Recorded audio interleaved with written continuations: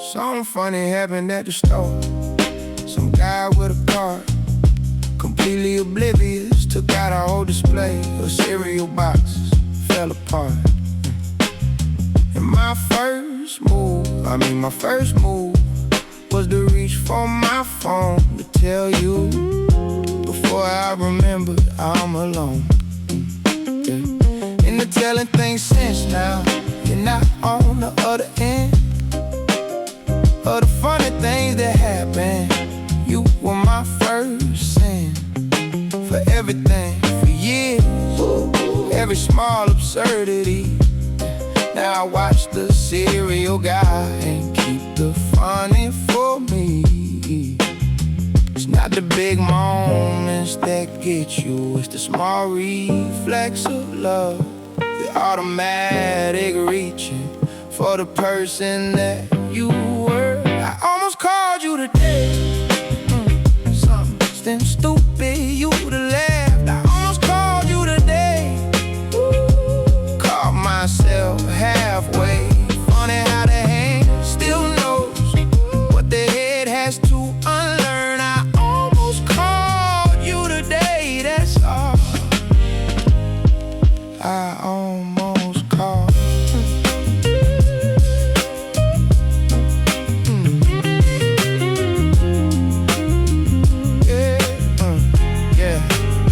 Happened again on Thursday. Song came on I knew you loved. 011 we danced to in that kitchen that above.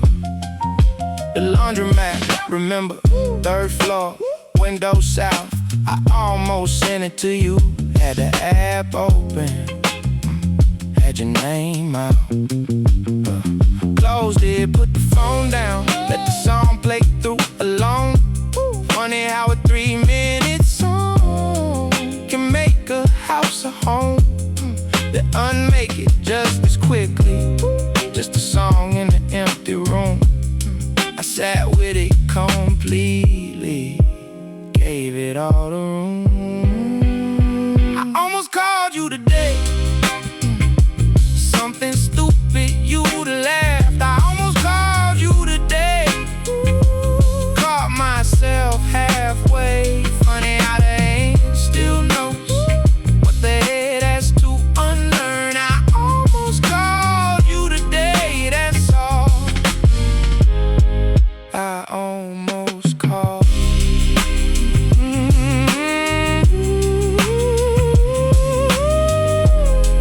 I almost called. Yeah. I won't call, I know better than to call, but I want you to know that the reflex is still there, that whatever we were left a shape in my hands, and sometimes those hands took me years to learn the difference between the two. Alone is just a location, lonely is what's true. Inside when you're surrounded by people who don't see the actual you underneath, the person that you be. For other people's comfort, I was lonely in a crowd, but walking home at midnight, I'm alone and I'm proud. There's a version of the night that feels like company, when you finally know yourself well enough to just be alone, not lonely. That's where I live now. Alone, not lonely. Finally figured out how to be the one I come home to be enough inside. alone, not lonely. Is the hardest earned and the most satisfied I've ever been. Alone, not lonely.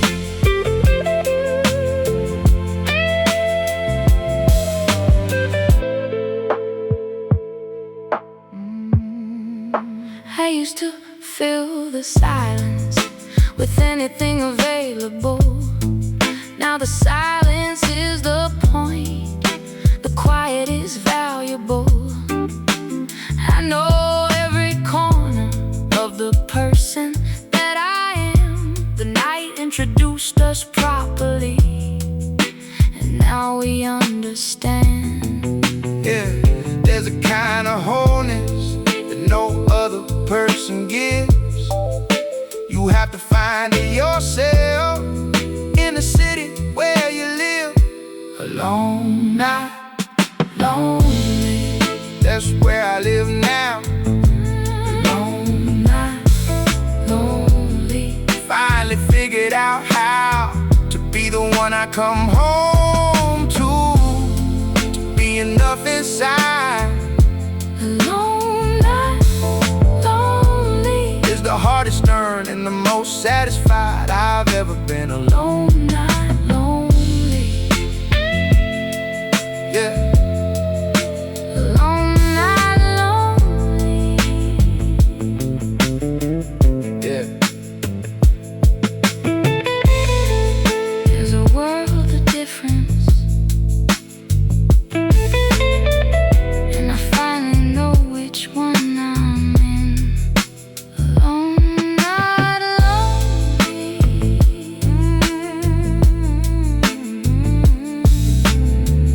Finally, that's it.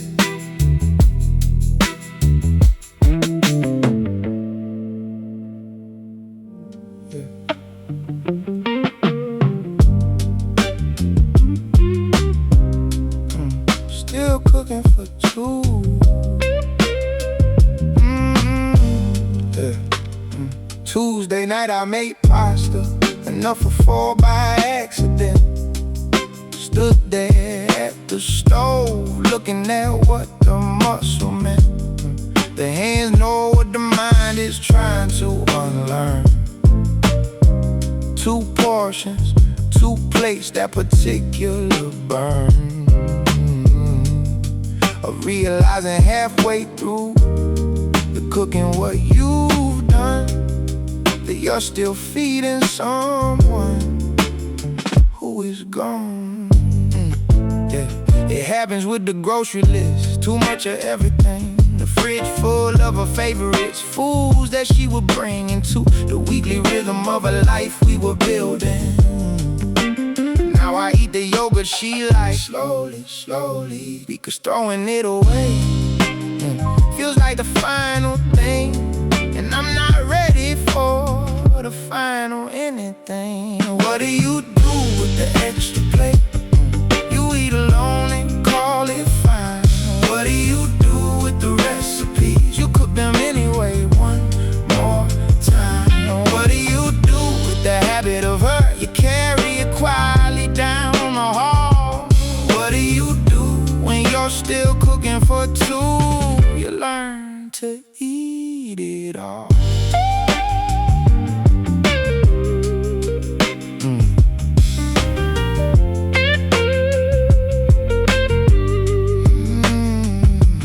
Probably eats well wherever she is. Probably doesn't cook the pasta wrong. Probably doesn't stand at the stove realizing that she's gone. I hope she's well, I mean that honestly. Some love turns into hoping even after the leaving. Ooh. What do you do with the extra plate? You eat alone and call it fine. What do you do with the recipes? You cook them anyway, one more time. What do you do with the habit of her? You carry it quietly down the hall. What do you do when you're still cooking for 2? You learn to eat it all. Yeah.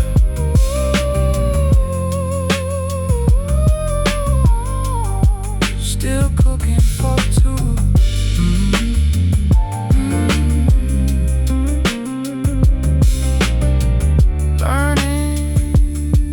Learning to eat it. 6 months and I'm doing better. That's what I tell people who ask.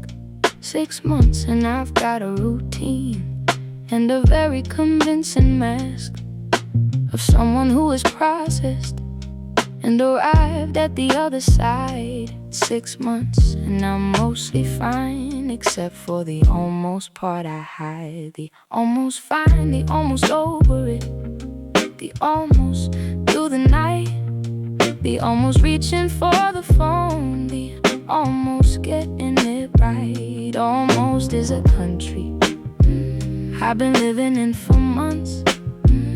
Almost fine is where you live, when fine is still too much. I'm fine, I'm really fine. Ask me on a Tuesday and I mean it, I'm fine, mostly fine. Ask me on a Saturday and see it fall apart a little at the edges where the fine gets thin. 6 months later, almost fine is still where I've been, almost fine.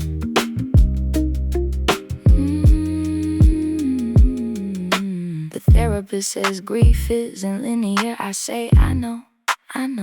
I've read the books, done the work, still sometimes the feeling shows up uninvited on a random Wednesday in the cereal aisle, and I stand there being almost fine for a mile. 6 months and these songs don't hit the same way that they used to. 6 months and I can say your name without it going through me. Most of the time, most days, that's not nothing, that's progress. 6 months later, almost fine is honestly impressive, given where I started, given what I carried. 6 months of almost fine is the furthest I've gotten from the Sunday you left, which lives in me, not forgotten, but quieter now, which is its own kind of gift. I'm fine, I'm really fine. Ask me on a Tuesday and I mean it, I'm fine, mostly fine. Ask me on a Saturday and see it fall apart a little at the edges where the fine gets thin. 6 months later, almost fine is still where I've been, almost fine.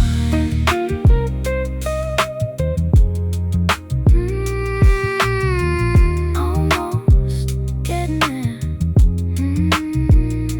6 months later, almost fine, and that's enough for now.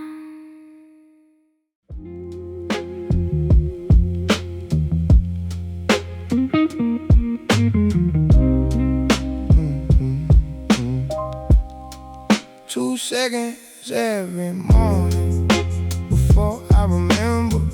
2 seconds where everything's normal before December crashes back in, and her side of the bed is just a side of a bed again. Not a her, just a sigh.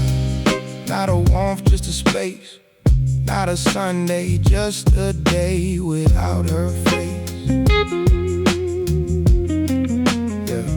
Muscle memory reaches before the mind catches up.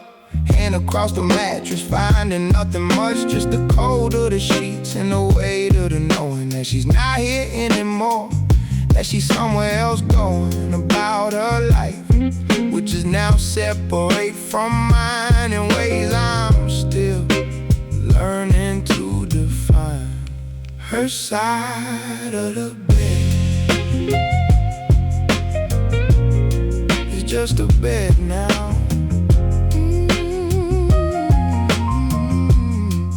Her side of the bed is just cold. Yeah. Made coffee for two on Tuesday. Force a habit, force of years. Poured it down to sink at 7. That particular set of tears was different from the others. More embarrassed somehow. 2 cups, 1 person, that's where I am now. Started sleeping in the middle. Tried to take up more space. Spread out like the whole bed's mine. Woke up in the same place. Yeah. Right side, always right side. Like she might come back and need it. Like the body remembers, even when the mind concedes it. Her side of the bed is just a bed now. Her side of the bed is just cold.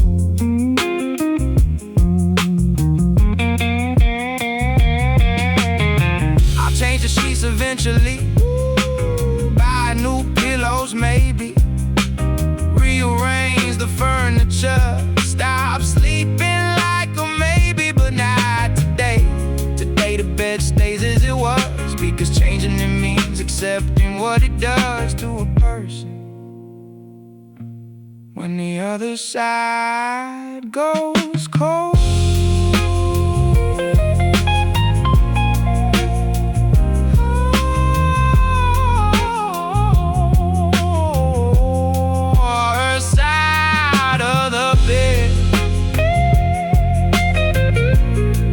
Just a bed now.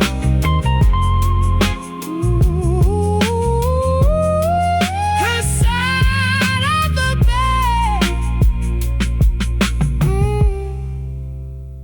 is just cold.